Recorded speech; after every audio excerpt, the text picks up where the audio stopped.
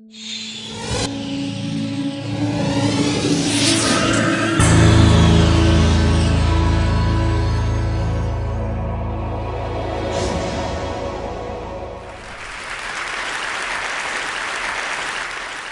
believe driving is an activity solely reserved for those who can see.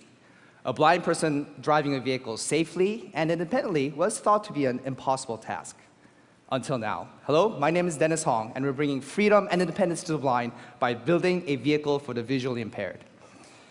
So before I talk about this car for the blind, let me briefly tell you about another project I worked on called the DARPA Urban Challenge. Now, this was about building a robotic car that can drive itself. You press start, nobody touches anything, and it can reach its destination fully autonomously. So in 2007, our team won $500,000 by placing third place in this competition. So about that time, the National Federation of the Blind, or NFB, challenged the research community about who can develop a car that's a blind person drive safely and independently. We decided to give it a try because we thought, hey, how hard could it be? We just have already an autonomous vehicle, we just put a blind person in it, and we're done, right? We could have been more wrong. What NFB wanted was not a vehicle that can drive a blind person around, but a vehicle where a blind person can make active decisions and drive. So we had to throw everything out the window and start from scratch. So to test this crazy idea, we developed a small dune buggy prototype vehicle to test the feasibility.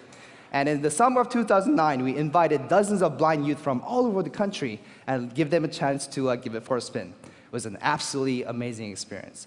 But the problem of this car was it was designed to only be driven in a very controlled environment, in a flat, closed-up parking lot, even the lanes defined by red traffic cones. So with this success, we decided to take the next big step, to develop a real car that can be driven on the real roads.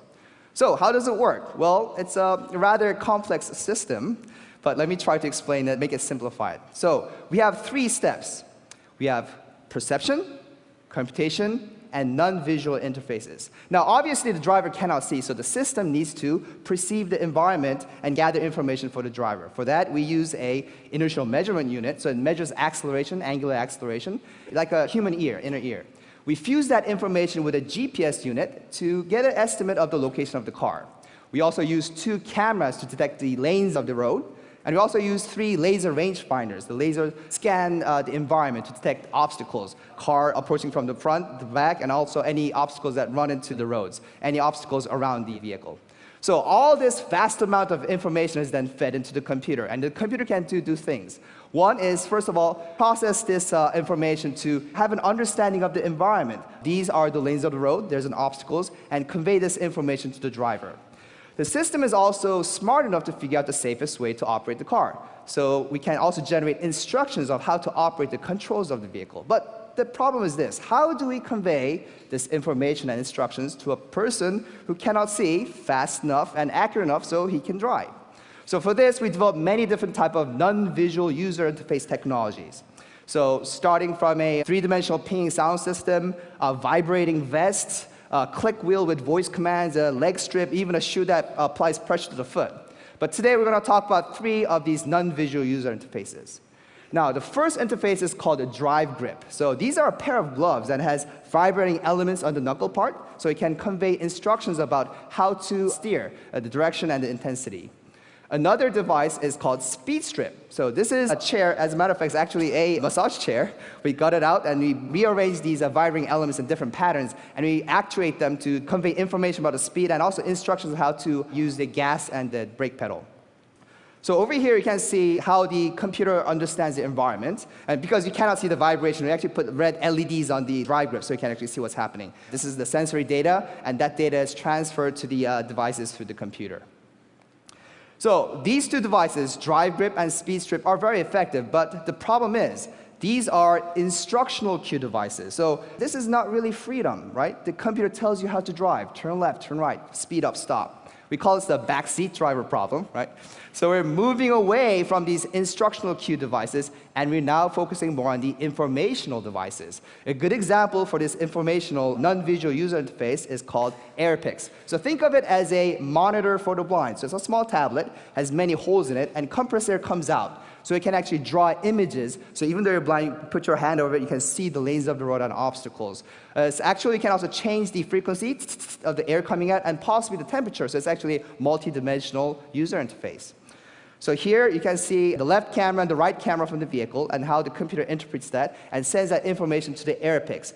For this, we're showing a simulator, a blind person driving using the AirPix. This simulator was also very useful for training the blind drivers and also quickly testing different type of ideas for different type of non-visual user interfaces. So basically, that's how it works.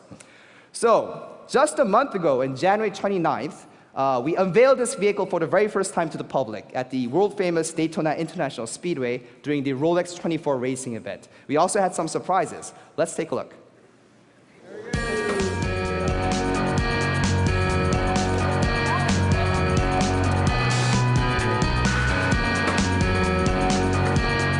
It is an historic day, Jim and Larry.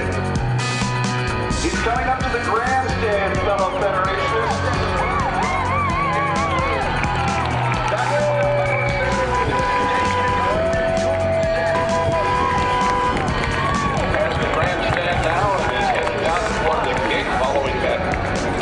Out in front of him. Well, there comes the first box, and now let's see if Mark avoids it. He does. He passes it on the right. Third box is out. The fourth box is out. And he's perfectly making his way between the two. He's closing in on the man to make the moving pass. Well, this is what it's all about, this kind of dynamic display of the capacity and ingenuity. He's approaching the end of the run, makes his way in between the barrels that are set up there.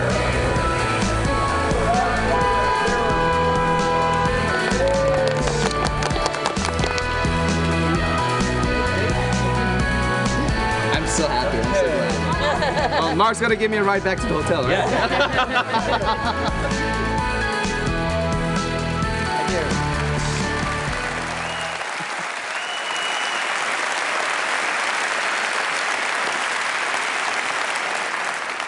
So since we started this project, we've been getting hundreds of letters, emails, phone calls from people from all around the world. Letters thanking us, but sometimes we also get funny letters like this one. Now I understand that where there's Braille on a drive of ATM machine, right? But sometimes I also do get, I wouldn't call it hate mail, but letters of really strong concerns. Dr. Hong, are you insane? Trying to put blind people on the road? You must be out of your mind. But this vehicle is a prototype vehicle, and it's not going to be on the road until it's proven safe or safer than today's vehicle, and I truly believe this can be happen. But still, would the society, would they accept such a radical idea? How are we going to handle insurance? How are we going to issue driver license? There's many of these kind of different hurdles besides technological challenges that we need to address before this becomes a reality. Of course, the main goal of this project is to develop a car for the blind, but potentially more important than this is the tremendous value of the spin-off technology that can come from this project.